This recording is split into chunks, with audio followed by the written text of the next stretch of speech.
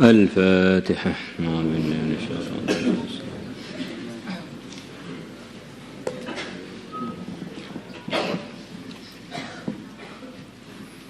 بسم الله الرحمن الرحيم. وعن عبد الله بن مسعود رضي الله عنه قال: aku telah bertanya Rasulullah sallallahu alaihi wasallam. Fakultu, aku mengatakan, ya Rasulullah, wahai Rasulullah sallallahu alaihi wasallam, ayyul a'mali afdalu, manakah amalan-amalan yang paling utama?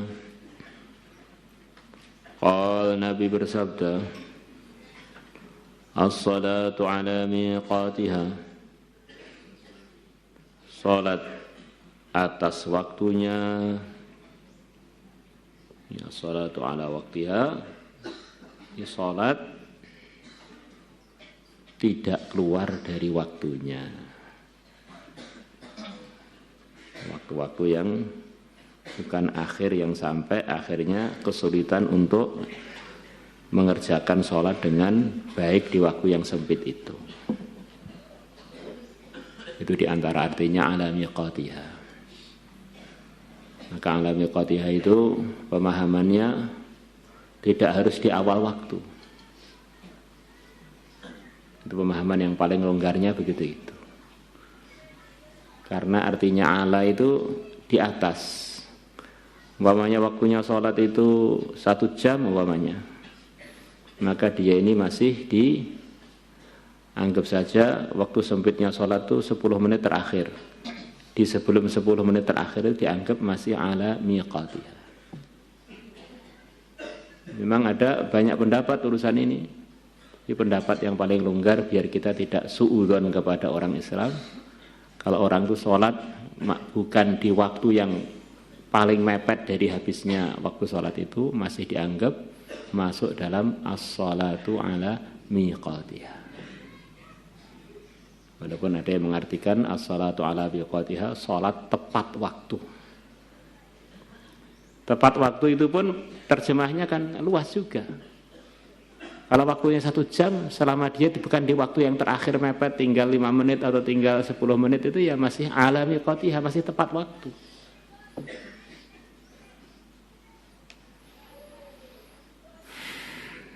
Sebagian ulama membuat penelitian, sholatnya Nabi 5 waktu itu kurang lebihnya bagaimana? Di awal waktu apa di akhir waktu?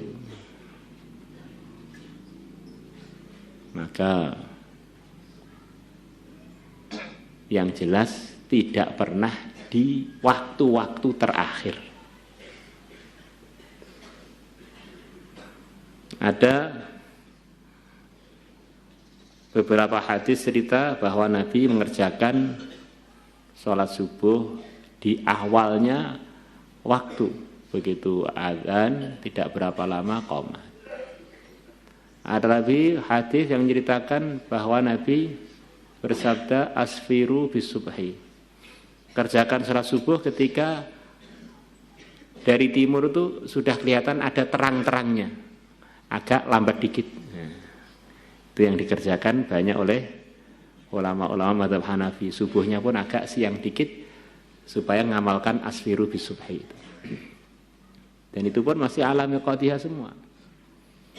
Kemudian sholat zuhur. Kalau di waktu-waktu musim yang tidak musim panas, beliau ngerjakan rata-rata di awal waktu.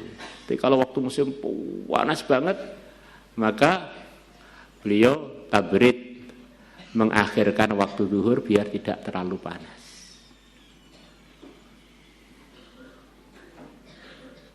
Waktu asar begitu juga. Kalau waktu maghrib, rata-rata Nabi di awal waktu. Kalau waktu isya di awal waktu, pernah beliau dalam riwayat Bukhari mengerjakan sholat isya di pertengahan malam. Ini kalau pertengahan malam mungkin sudah jam 12-an.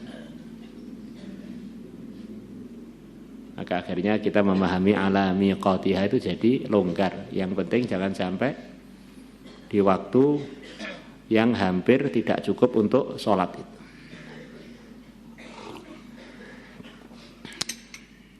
Ini sudah kita pelajari dalam kitab-kitab fikih mengenai pembagian waktu. Mana waktu yang sampai kita berdosa kalau kita sampai mepet di waktu itu. Ini amalan paling utama. Di selepas iman, amalan paling utama adalah sholat. Sebagaimana sering kita dengar, sholat itu adalah pusatnya, tarbiyahnya orang beriman. Markasnya di sholat itu. Maka kalau sholatnya benar, nanti dia seperti orang yang terdidik dengan pendidikan yang benar, akan jadi benar. Kalau sholatnya kurang benar, dia pun kurang benar. Kalau sholatnya enggak benar, memang dia ini orang enggak benar.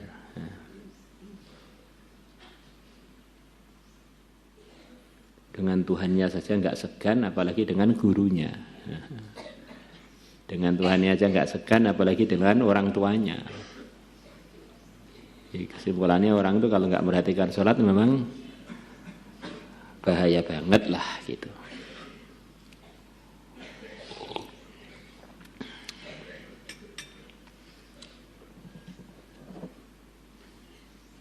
Mungkin sholat itu satu-satunya perintah amal yang Nabi sendiri dipanggil langsung sampai keluar dari dunia menuju Sidratul Muntaha. Yang lainnya cukup diwakilkan malaikat Jibril. Tapi kalau sholat tidak. Jadi sholat ini memang termahal selepas iman. Maka bagaimana hidup kita ini memahami mana yang termahal dalam urusan amal. Dan ini urusan penghargaan terhadap sholat ini, kewajibannya laki-laki dan perempuan sama saja. Walaupun tertib ke masjidnya berbeda, tertib berjamaahnya, tekanannya berbeda. Tetapi kalau tertib memperhatikannya sama aja. Kadang-kadang kita ini mementingkan absen di pesantren kita. Itu bagian yang memang yang dicontohkan Nabi diantaranya absen, bahkan dicontohkan oleh para anbiya.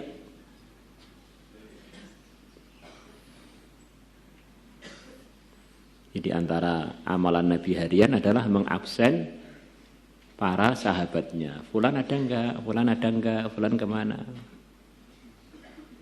Bahkan diceritakan dalam Al-Quran, Nabi Sulaiman dengan segala macam kesibukannya, masih sempat-sempatnya beliau mengabsen kehadiran pasukan beliau yang berupa burung. Makmur beliau yang berupa jamaahnya burung. Wa tafaqqadat tayra.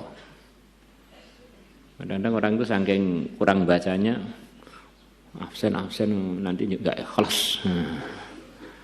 Ikhlas itu urusan hamba dengan Tuhannya. Ya, absen itu bagian dari yang berpahala bagi orang-orang yang bertanggung jawab dengan perkara yang ditanggung jawab itu. Maka kalau orang diberi tanggung jawab kok dia tidak mengabsen perkara yang ditanggung jawab, ini bagian dari sifat yang bahaya, sifat menuju tidak amanah. Diberi kepercayaan terus tidak dirawat. Absen itu penting, bagian dari yang berpahala, bagian yang dicontohkan para anbiya, bagian yang dicontohkan oleh yang mulia Nabi besar Muhammad SAW. Jadi ada absen yang tertinggi sebetulnya absen sholat.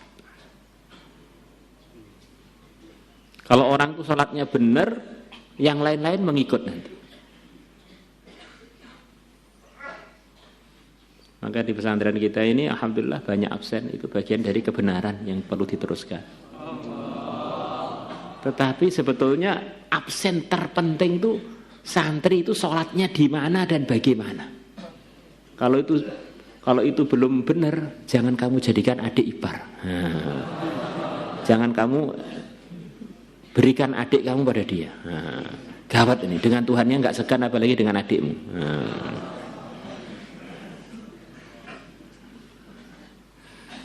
La ilaha illallah.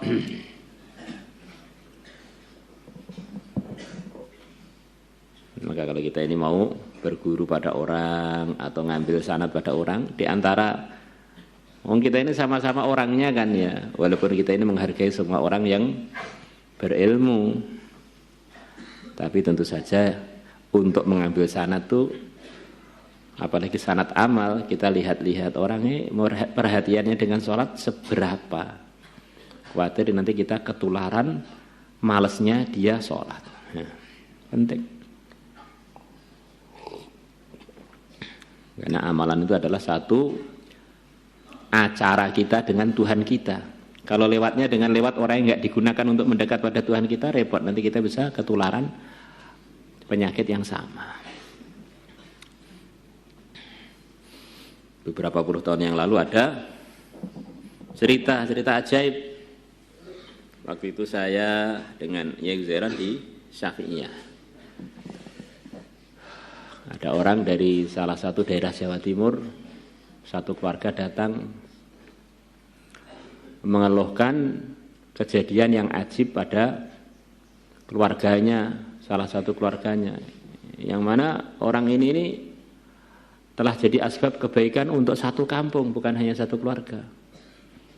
Orang ini pernah ikut khurut 40 hari, akhirnya pulang ke rumah, menghidupkan masjid, menghidupkan taklim. Keluarganya pun jadi kenal agama, orang kampungnya jadi rajin ke masjid, banyak yang jadi orang-orang baik sebab dia. Nah, dalam bulan akhir-akhir itu dia ini jarang ke masjid. Bahkan puncaknya dia ini tidak sholat, bukan nggak sholat di masjid. Maka sak keluarga jadi kaget semua, iki piye iki? Ceritane piye? Akhirnya dibawa ke sini, ditemukan dengan Kiai Zairan. Waktu itu saya hadir. Selepas kita dengar keluhannya keluarganya, Kiai Zairan tanya, apakah ada amalan-amalan baru yang kamu ambil dalam bulan-bulan akhir ini?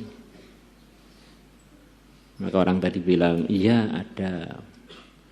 Saya dapat amalan dari orang yang masyhur kewaliannya di daerah kami, disuruh wiritan setiap hari Allah, Allah, Allah 10.000 kali.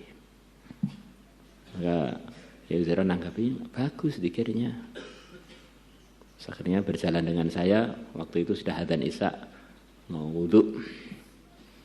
Dia bilang, ada orang wiritan tapi kok hasilnya nggak sholat ya? Gimana itu ya? Logikanya gimana itu? Amalannya tambah loh, Allah, Allah, Allah. Kan bagus ingat Allah kan ya. Sampai 10.000 kali. Ingat sekali aja sudah bagus, apalagi 10.000. Nah. Maka tengah-tengah beliau ngobrol-ngobrol dengan saya, tiba-tiba ada ilham, oh mau saya tanya nih. Langsung nggak sempat komat, datang lagi. Itu yang ngajar kamu Allah itu orangnya sholat apa tidak? Nah, maka orangnya bilang, mboten yai tidak, tapi dia ini terkenal wali di daerah kami. Kamu mau nggak tak beri nasihat? Nggih, siap. Kamu tetap wiritan Allah, Allah, Allah, tetapi jangan karena ngambil dari dia, ngambil dari saya wiritannya itu Allah, Allah. Saya ini suka sholat, dia kan belum kelihatan sholatnya. Biar sopannya begitu, memang dia sudah sebetulnya cinta dengan gurunya itu, sampai saking cintanya niru nggak sholatnya. Akhirnya di hadapan keluarganya dia siap untuk mengganti sanadnya dari yang nggak kelihatan sholatnya kepada yang biasa tampak sholatnya. Nah, kita kan perlu sholat yang tampak kan, kalau sholat nggak tampak kan bukan urusan kita. Nah, maka tidak berapa lama keluarganya datang lagi, bawa panggang, bawa ini, bawa gitu. Alhamdulillah, selepas jadi Temboro sowan kemarin itu sholat lagi dan jadi penanggung jawab lagi. Jadi Masya Allah. Ini pas kebetulan as-sholatu ala miqatiha. Pokoke wong ki nek salate ra genah aja mbok dadekne guru. Dadekne mad'u ae. Dijadikan tempat kita berdakwah. Dia wali Pak urusan dhek karo Gusti Allah, urusanku tak taskil 4 bulan. Ben genah salate. Gimana? Begitu itu. Maka ambil amalan itu harus hati-hati. Kalau orang kamu ambil amalan itu orangnya suka bolosan, nanti ketularan bolos jangan-jangan.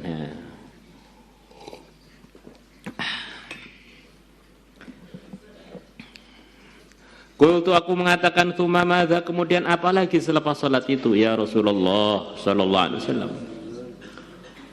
Nabi bersabda ayyaslaman nasu min lisanik,